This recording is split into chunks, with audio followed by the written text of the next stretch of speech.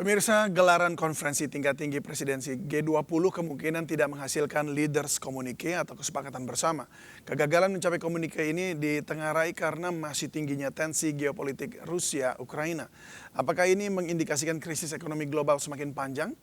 Kita akan membincangkannya bersama Senior Researcher Indonesia Financial Group Progress, Ibrahim Khalilul Rohman. Selamat sore, Mas Ibrahim. Selamat sore. Sehat, Mas ya? Alhamdulillah, dalam kondisi sehat walafiat.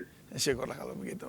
Mas, ini tadi disampaikan juga oleh, kemarin lebih tepatnya, oleh Pak Luhut Binsar Panjaitan ada kemungkinan tidak akan lahir komunike. Apakah ini pertanda krisis ekonomi global akan semakin panjang atau bagaimana?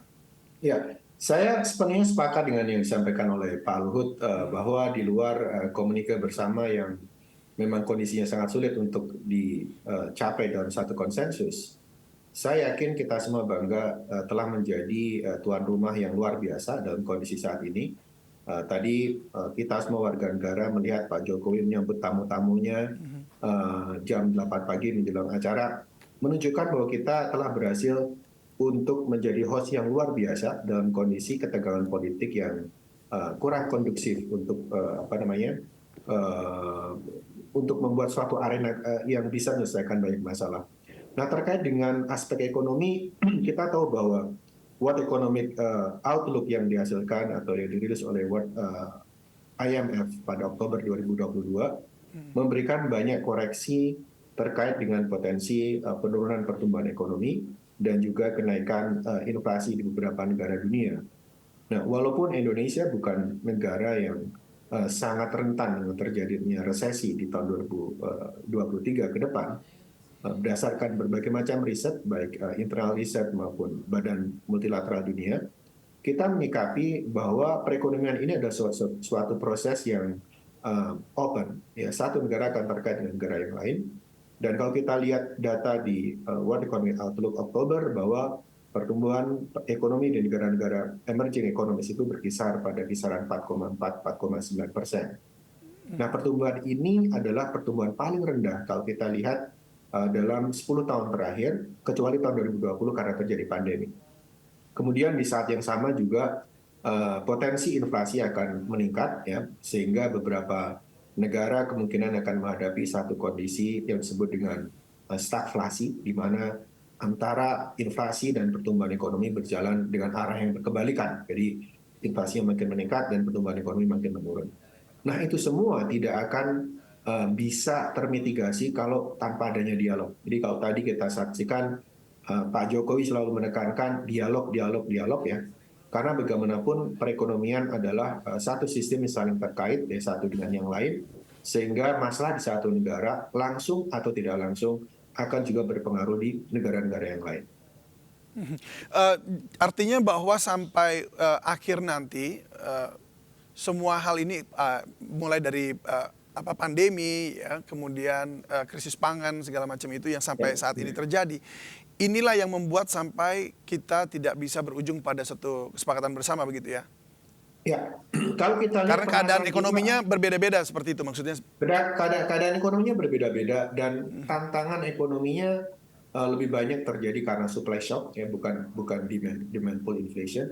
Supply shock itu terkait dengan logistik yang semakin sulit, kemudian masing-masing negara akan mencoba untuk menyelamatkan negaranya sendiri atau yang kita kenal sebagai deglobalization. Misalnya mereka akan lebih sedikit mengekspor atau lebih sedikit terjadi transaksi perdagangan karena ingin securing interest dari masing-masing negara. Nah, itu semua yang harus ditabulat, ya, bahwa tidak akan ada kesejahteraan bagi seluruh masyarakat atau seluruh negara di dunia tanpa adanya kerjasama dalam memitigasi faktor-faktor ini. Let's say sekarang kenapa kebijakan Bank Sentral dalam mengatur tingkat suku bunga tidak terlalu banyak berpengaruh di harga, ya, sekali lagi karena tingkat kenaikan harga atau inflasi yang saat ini terjadi lebih banyak pada aspek supply side, ya, karena sekali lagi ada tekanan pada harga energi, kemudian tekanan pada harga pangan yang masing-masing negara berusaha untuk menahan, meretain komoditas mereka. Dan itu semua tidak akan bisa terselesaikan tanpa adanya dialog. Nah, masing-masing dimensi ini, masing-masing negara punya degree of importance yang berbeda-beda. Indonesia dengan let's say 50–55% PDB-nya di-generate oleh konsumsi rumah tangga, rasanya 2023 tidak akan terlalu banyak berpengaruh pada struktural ekonomi kita.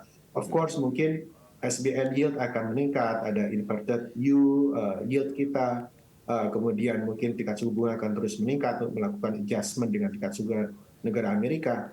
Tapi structurally kita adalah negara dengan PDB yang kuat gitu ya. Dan itu akan terjadi juga di beberapa negara yang lain. Mereka memiliki dinamika dan exposure yang berbeda terhadap potensi krisis ke depannya. Mungkin itu menjadi salah satu yang menyebabkan komunike bukan merupakan satu output yang bisa dicapai. Di luar juga karena adanya geopolitical aspek, tensi yang berkepanjangan yang saat ini masih belum memberikan satu potensi solusi sampai dengan saat ini. Oke, tadi sebelum program ini dimulai, Presiden Jokowi bersama dengan para kepala negara, mereka mengadakan internal discussion, ya. Kemudian yang ditutup dengan tadi ada Pak Jokowi bicara, lalu European Council juga bicara tadi mengenai bahwa mereka juga akan berpindah dari fosil ke renewable energy. Mereka juga akan bekerja sama dengan Indonesia dan India juga soal energi panas bumi, lalu geothermal itu ya maksudnya. Nah, apakah hasil-hasil ini tidak termasuk pada komunike yang seharusnya mereka bicarakan, hasilkan begitu? Atau ini hanya sekedar bahwa mereka, ya inilah sumbangsi kami, ini sumbangsi kami, sementara kami juga pengen juga bertumbuh menyelamatkan negara kami seperti yang tadi Pak Ibrahim katakan. Jadi ada dua dimensi yang berbeda ya, bahwa kesepakatan bersama itu kalau komunikan biasanya respon terhadap isu-isu global yang sangat krusial. Seperti perang ini ya yang sedang terjadi. Seperti perang ini gitu, dan rasanya akan sulit untuk membuat kesepakatan, walaupun jelas Pak Jokowi di forum antar leader mengatakan bahwa perang harus disudahi dan kemudian mementingkan dialog antar negara. Namun demikian memang agak sulit untuk mencapai kesepakatan itu, walaupun di aspek-aspek lain ya, tadi Pak Luhut juga sampaikan, kita raportnya banyak sekali yang positif. Kesepakatan tentang energi terbarukan. Paris Agreement 2060 itu mensyaratkan zero emission, dan itu ke arah sana buat negara berkembang itu bakal sulit sekali. Karena apa? Karena sebagian besar kita didorong oleh fossil fuel ya untuk energi kita. Dan dengan adanya komitmen untuk mendorong endowment fund untuk bisa memberikan kesempatan negara berkembang untuk melakukan transformasi, maka 2060 bukan hal yang tidak mungkin lagi, karena kemudian itu disadari sebagai sebuah kesepakatan bersama dalam bidang energi misalnya.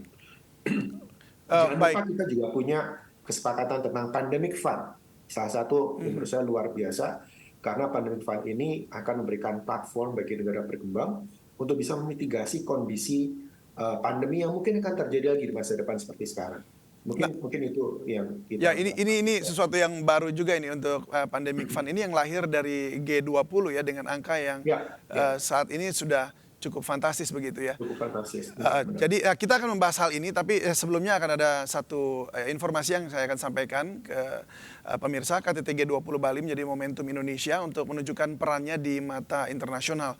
Dan KTT G20 juga diharapkan bisa menarik investasi yang strategis.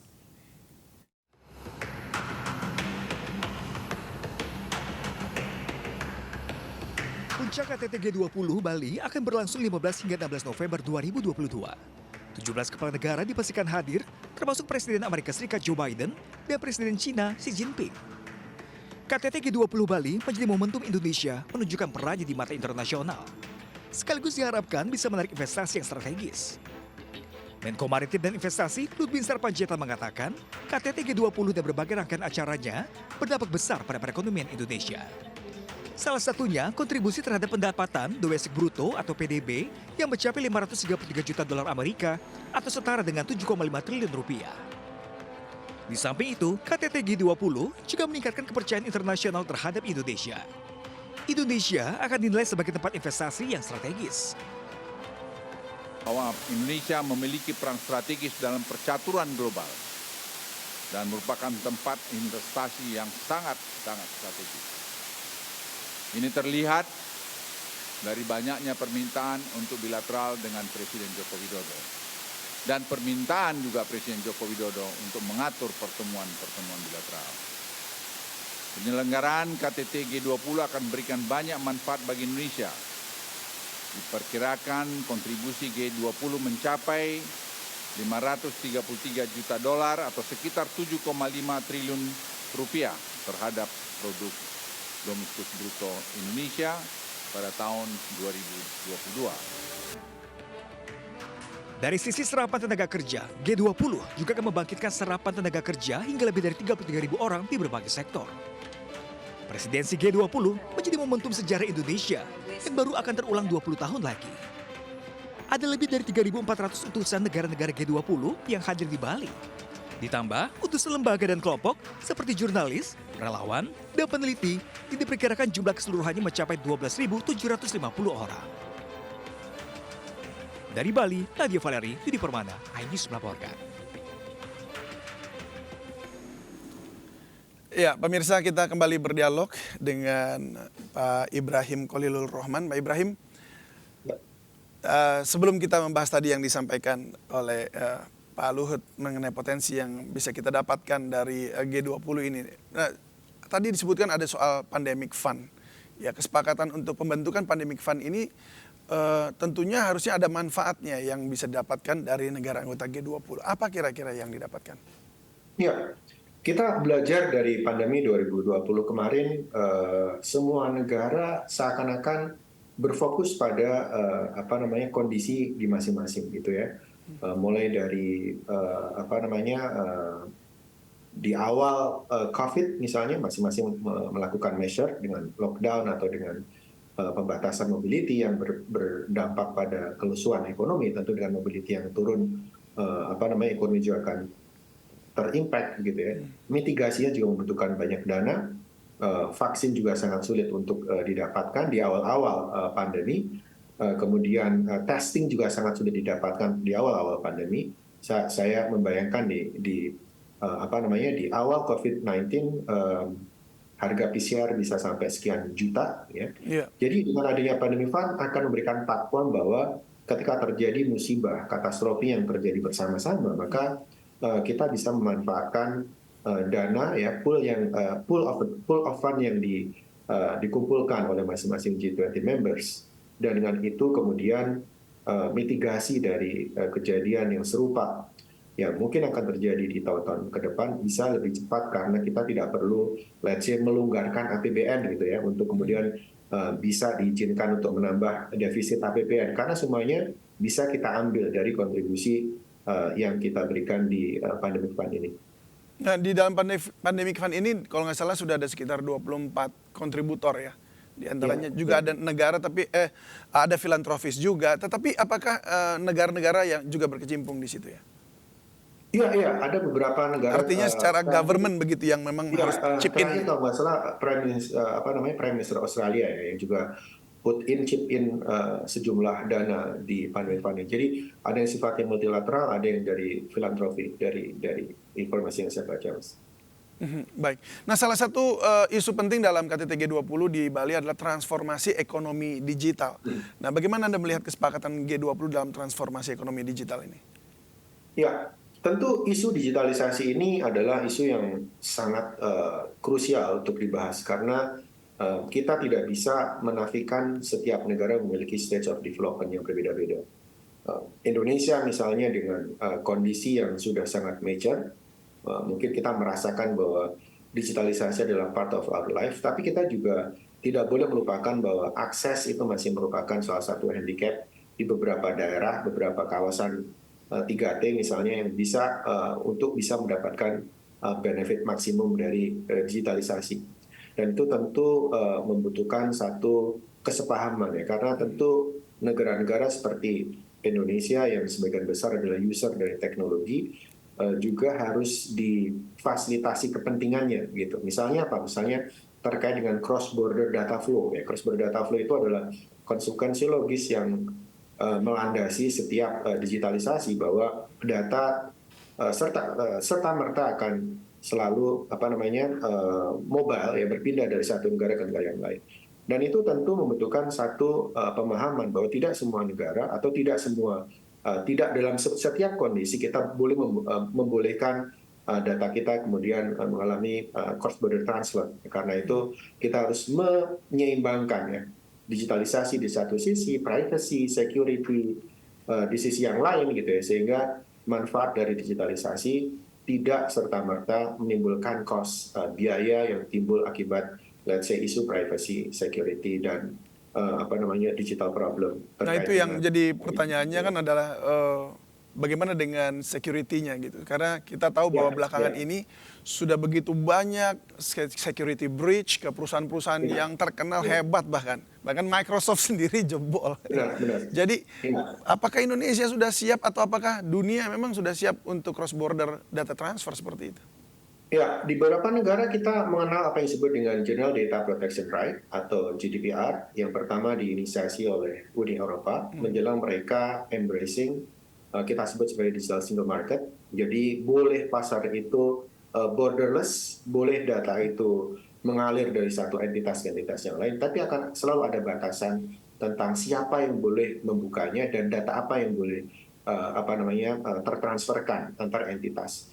Indonesia baru mengesahkan undang-undang PDP ya sekitar beberapa waktu yang lalu, kalau saya 2 atau 3 minggu yang lalu. Dan ini menurut saya menjadi satu stepping stone agar digitalisasi yang berkembang di Indonesia dan juga mungkin negara berkembang yang lain tetap bisa acknowledge kepentingan untuk memproteksi kebutuhan security dan privacy warga negara. Ya, baik kalau begitu kita berharap bahwa memang Indonesia juga siap dengan undang-undangnya itu tadi dan dunia juga siap untuk masuk ke dalam digitalisasi ini ya.